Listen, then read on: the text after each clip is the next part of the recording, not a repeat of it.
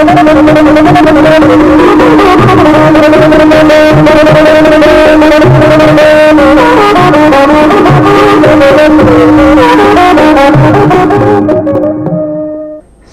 भाषा शिक्षण में आप सबों का स्वागत है। नमो नमः। संस्कृत भाषा शिक्षणे भवतां सर्वेषां स्वागतम्। आगच्छन्तु संस्कृत अभ्यासं कुर्मः। मम नाम शान्तला। भवतः नाम किम्? मम नाम वेङ्कटेशः। उत्तमम्। भवतः नाम किम्? मम नाम मुकुन्दः। भवतः नाम किम्? मम नाम श्रीकृष्णः। भवतः नाम किम्? मम नाम अदितः। मम नाम अभिषेकः। उत्तमम्। मम नाम रोहितः। मम नाम अभिरामः। उत्तमम्। मम नाम अनन्तरामः। साधु। मम नाम शान्तला। भवत्याः नाम किम्? मम नाम सुनीता। उत्तमम्। मम नाम श्रुति। मम नाम अक्षता। मम नाम प्रियंका। मम नाम अश्विनी। उत्तमम्। भवत्याः नाम किम्? मम नाम प्रियंका। मम नाम सोना। मम नाम श्रुति। मम नाम सुषमा। मम नाम मन्त्रा। समीचीनम्। उत्तिष्ठतु, आगच्छतु, गच्छतु, आगच्छतु। रोहितः आगच्छति। रोहितः रोहितः किं करोति? रोहितः गच्छति। आगच्छतु। रोहितः किं करोति? रोहितः आगच्छति। अभिराम उत्तिष्ठतु, आगच्छतु, उपविशतु। अभिरामः उपविशति। उत्तिष्ठतु। अभिरामः उत्तिष्ठति। अभिरामः किं करोति? अभिरामः उपविशति। उपविशति। अभिरामः किं करोति? अभिरामः उत्तिष्ठति। उत्तमम्। उत्तिष्ठतु, आगच्छतु, पिबतु। सुनीता पिबति। सुनीता किं करोति? सुनीता पिबति। सुनीता पिबति।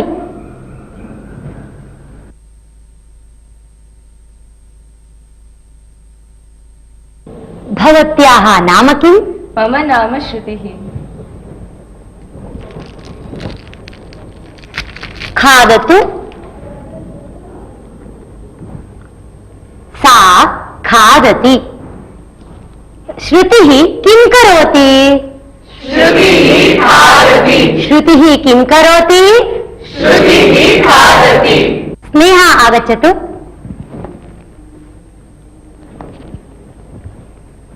पठतु।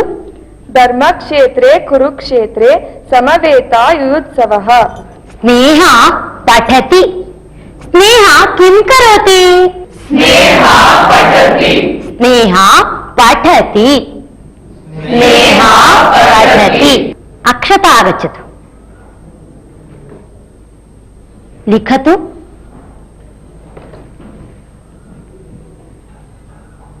अक्षता लिखति। अक्षता किं करोति? अक्षता लिखति। अक्षता किं करोति? अक्षता लिखति। अक्षता लिखति। अश्विनी हसतु। उत्तिष्ठतु। हसतु। अश्विनी हसति। अश्विनी किं करोति? अश्विनी हसति। अश्विनी हसति। अभिषेकः हसतु। अभिषेकः हसति। अभिषेकः किं करोति? अभिषेकः हसति। अभिषेकः हसति। अश्विनी हसति। उपविशतु। पश्यतु वेंकटेशः पश्यति वेंकटेशः किं करोति वेंकटेशः पश्यति वेंकटेशः किं करोति वेंकटेशः पश्यति प्रियंका वदतु कृष्णफलकं तत्र अस्ति कृष्णफलकं तत्र अस्ति प्रियंका वदति प्रियंका किं करोति प्रियंका वदति प्रियंका वदति प्रियंका किं करोति प्रियंका वदति वदति प्रियंका वदति अनन्तराम उत्तिष्ठतु आगच्छतु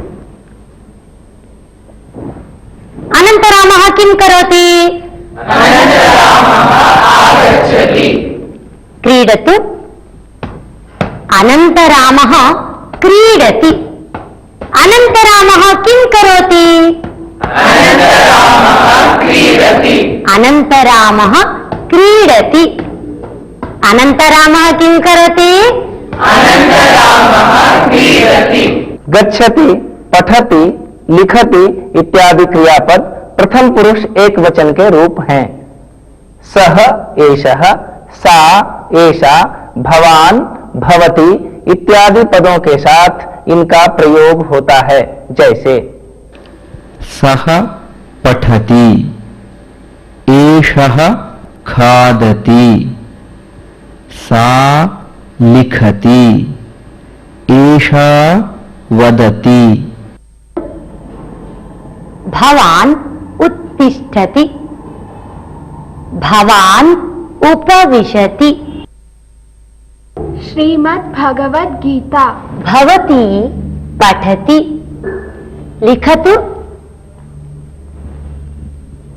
भवती लिखति भवान् पिबति भवती हसति अहं गच्छामि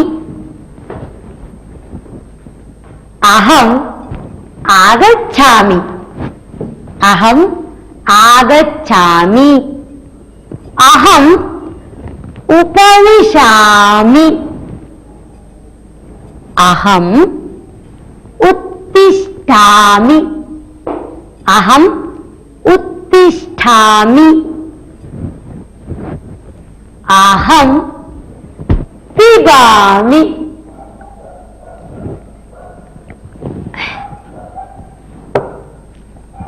अहम् खादामि अहम् खादामि अहम् क्रीडामि अहम् क्रीडामि अहम् हसामि अहम् हसामि अहम् हसामि अहम् अश्रद्धधाना पुरुषा धर्मस्यास्य परन्तप अप्राप्य मां निवर्तन्ते मृत्यु संसार वर्त्मनि अहम् पठामि अहम् पठामि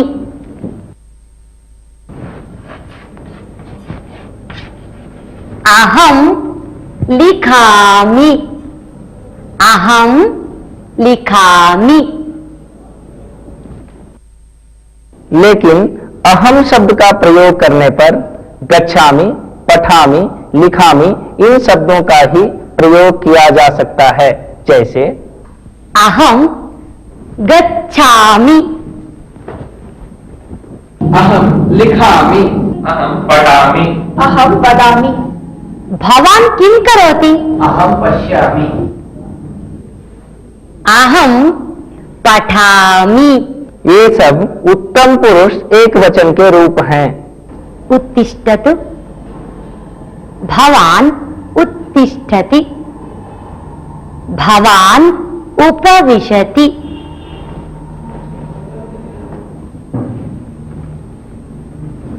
पठतु श्रीमद्भगवद्गीता भवती पठति लिखतु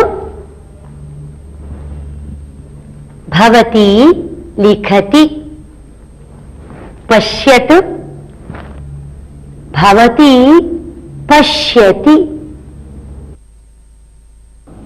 इदानीं भवन्तः वदन्तु अहं किं करोमि भवती गच्छति भवती आगच्छति भवती उपविशति भवती उत्तिष्ठति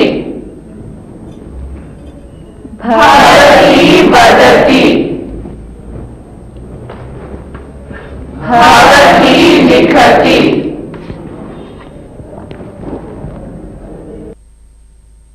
भवान् किं करोति अहं लिखामि भवान् किं करोति अहं पठामि भवती किं करोति अहम् उत्तिष्ठामि भवती किं करोति अहं वदामि भवान् किं करोति अहं पश्यामि ददातु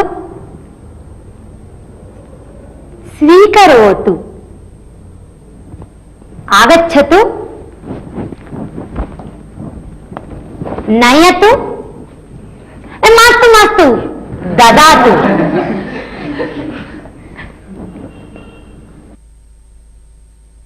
आप लोग गच्छति, पठति, लिखति इत्यादि शब्दों को जान ही रहे होंगे। जब हम इन शब्दों के अंत में इकार के स्थान पर उकार जोड़ देंगे तो इन शब्दों का रूप गच्छतु, पठतु, लिखतु हो जाएगा। ये सब लोट लकार के रूप हैं। किसी को कुछ निवेदन करने के अर्थ में हम इन शब्दों का प्रयोग करते हैं। जैसे अनन्तराम उत्तिष्ठतु आगच्छतु उत्तिष्ठतु हसतु कृपया उत्तिष्ठतु अत्र आगच्छतु उपविशतु संस्कृतेन कथं संख्याः वक्तव्याः इति इदानीं वयं जानीमः। एकं द्वे त्रीणि चत्वारि पञ्च षट् सप्त अष्ट नव दश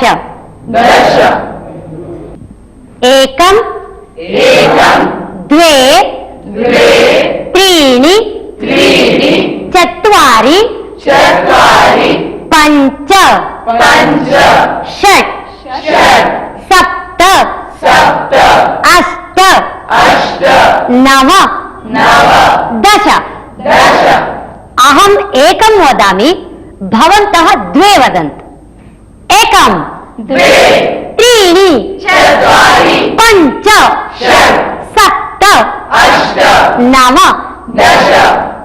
एकं द्वे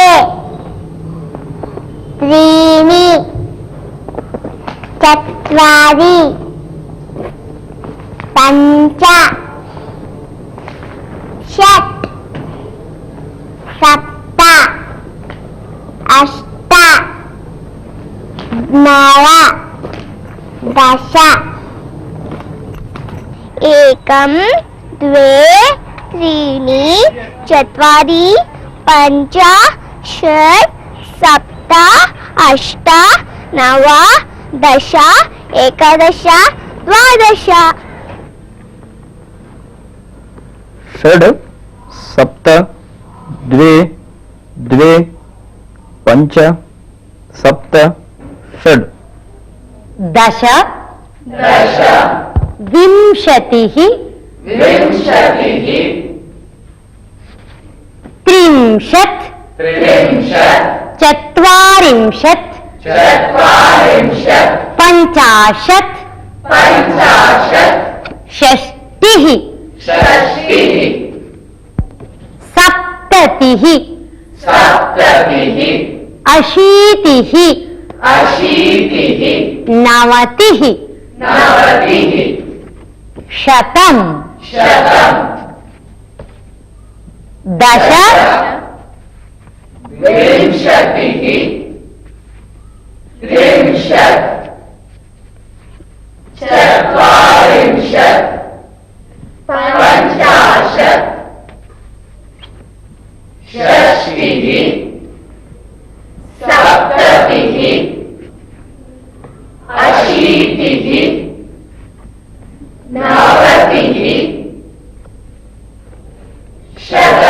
शतम् उत्तमम् दश विंशतिः त्रिंशत् चत्वारिंशत् पञ्चाशत् षष्टिः सप्ततिः अशीतिः नवतिः शतम् धन्यवादः संस्कृत में संख्याओं का प्रयोग हम कैसे करेंगे यह हम यहाँ सीख ही चुके हैं। संस्कृतेन कथं समयः वक्तव्यः इति इदानीं वयं जानीमः।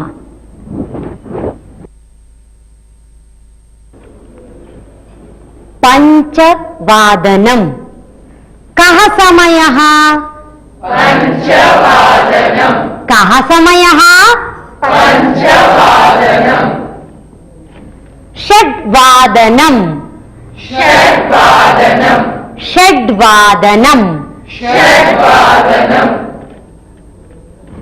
कः समयः?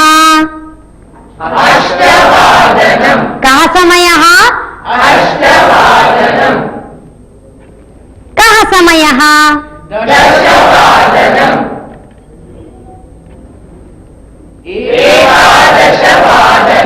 कः समयः? एकादशवादनं सपाद एकादशवादनं सपाद कः समयः?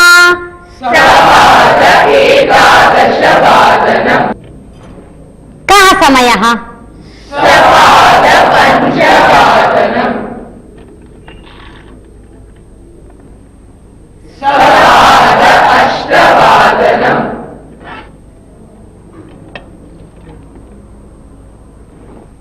सार्ध सप्तवादनं कः समयः?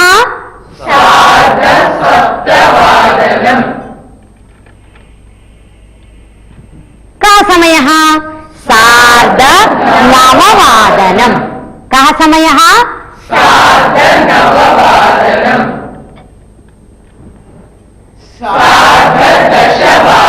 उत्तमम् पादोन एकादशवादनं पादोन एकादशवादनं पाद ऊन पादोन वदन्तु पादोन एकादशवादनं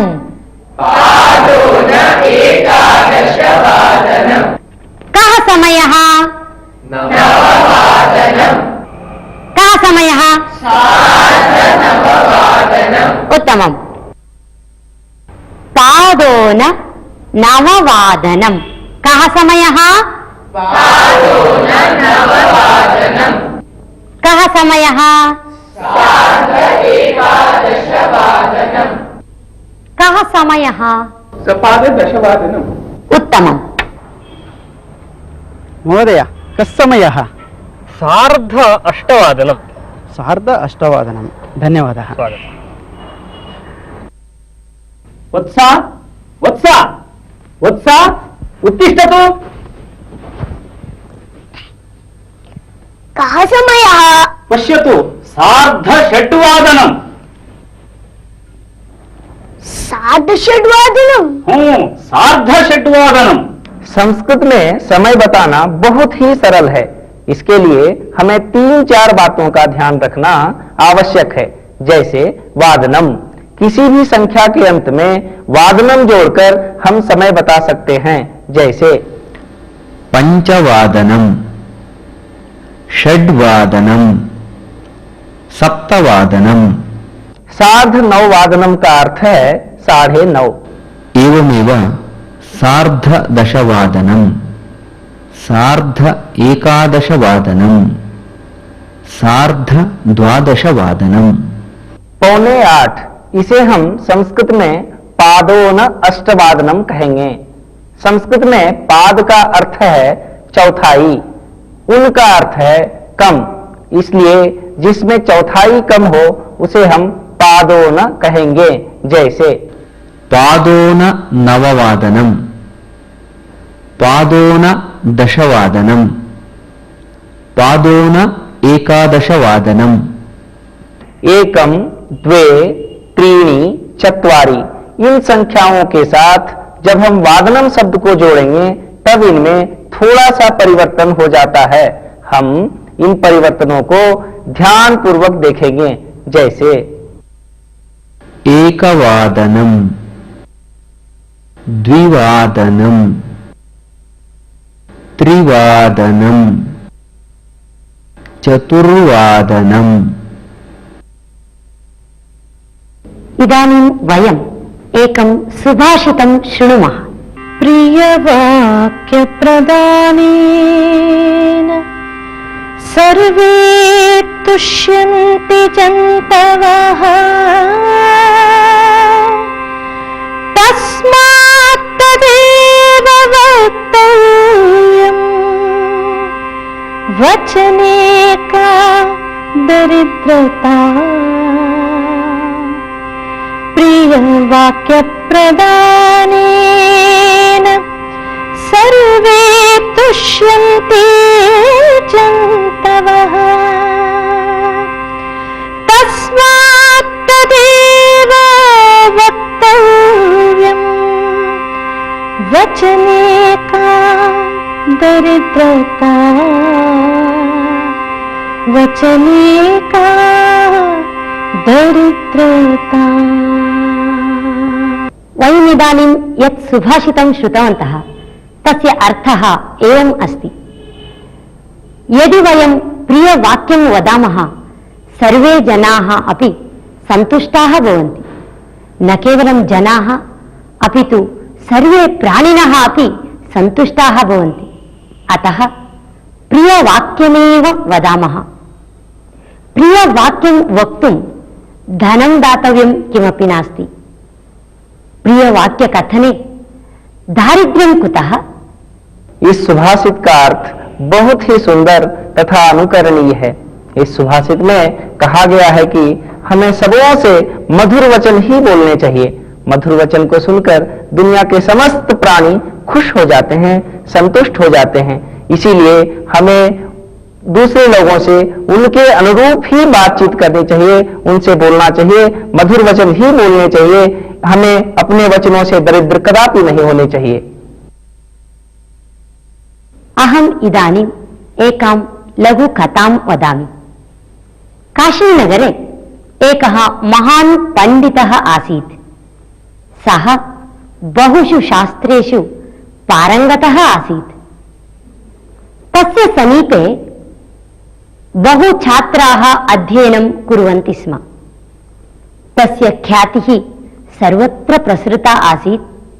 अतः दूरदूरतः छात्राः आगच्छन्ति स्म। एकदा कश्चन शिष्यः तस्य समीपम् आगतवान्। सः गुरोः नमस्कारं कृत्वा सः पृष्टवान्, भोः, अहं भवतः समीपे अध्ययनं कर्तुम् इच्छामि। अतः कृपया मां शिष्यत्वेन स्वीकरोतु इति सः उक्तवान्। किन्तु गुरुः सर्वेषां छात्राणां बुद्धिपरीक्षां कृत्वा एव तान् स्वीकरोति स्म। अतः एतस्य अपि बुद्धिपरीक्षां कर्तुं सः एकं प्रश्नं पृष्टवान्, भो वत्स, देवः कुत्र अस्ति? पृष्टवान्। तदा शिष्यः उक्तवान्, भगवन्, देवः कुत्र नास्ति, सः सर्वव्यापी अस्ति इति प्रश्नरूपेण एव गुरुं पृष्टवान्। एतस्य उत्तरं श्रुत्वा गुरुः अत्यन्तं सन्तुष्टः जातः। सः हर्षेण तम् आलिङ्गितवान्, तम् उक्तवान् अपि, भो वत्स, भवान् बुद्धिमान् बालकः अस्ति, भवन्तम् अहं शिष्यत्वेन निश्चयेन स्वीकरोमि। सत्यं देवः सर्वव्यापी अस्ति, सर्वत्रापि अस्ति इति तम् उक्तवान्, शिष्यत्वेन अङ्गीकृतवान्। एवं सः शिष्यः तत्रैव उषित्वा विद्याभ्यासं कृतवान्, गुरोः आशीर्वादं प्राप्तवान्। भवन्तः कथां ज्ञातवन्तः किल?